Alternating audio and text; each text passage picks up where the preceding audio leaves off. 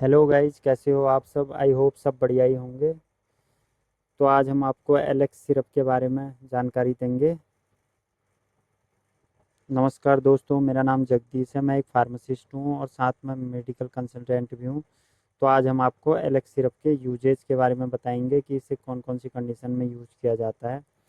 तो Alex syrup का use guys normal common cold और ड्राई कफ के ट्रीटमेंट के लिए इसका यूज किया जाता है।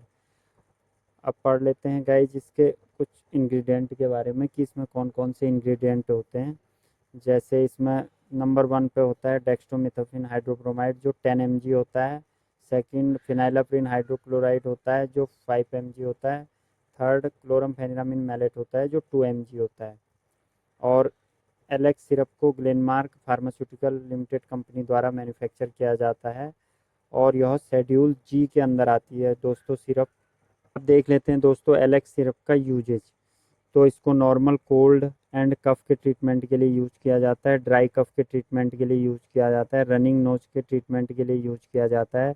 और एलेक्स सिरप को नेजल कंजेशन, स्नीजिंग और बंद नाक और आइस से पानी आना जैसी कंडीशन में इसको यूज किया जाता है। और जकड़न जैसी कंडीशन में भी एलेक्स सिरप का यूज किया जाता है।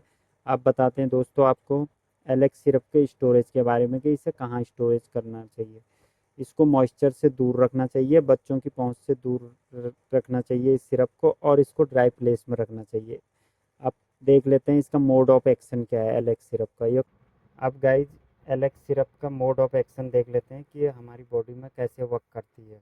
इसमें जो फिनाइलाप्रिन होता है वो डीकंजेस्टेंट होता है और जो क्लोरफेनिरामाइन होता है वो एक एंटी एलर्जिक है, जैसे रनिंग नोज, नाक के बहना को बंद करता है। और जो डेक्स्ट्रोमिथोफेन है यह एक कफ सप्रेसेंट है। इस प्रकार से हमारी बॉडी में वर्क करती है और ड्राई कफ को पूरी तरह ठीक करती है। अब पढ़ लेते हैं इसके एलेक्स सिरप के साइड इफ़ेक्ट के बारे में। कुछ कॉमन साइड इफ़ेक्ट हैं जैसे इंसोमिया होता है, वॉमिटिंग, हेडेक, नोजिया, इट्स। आज की वीडियो में गाइज इतना ही।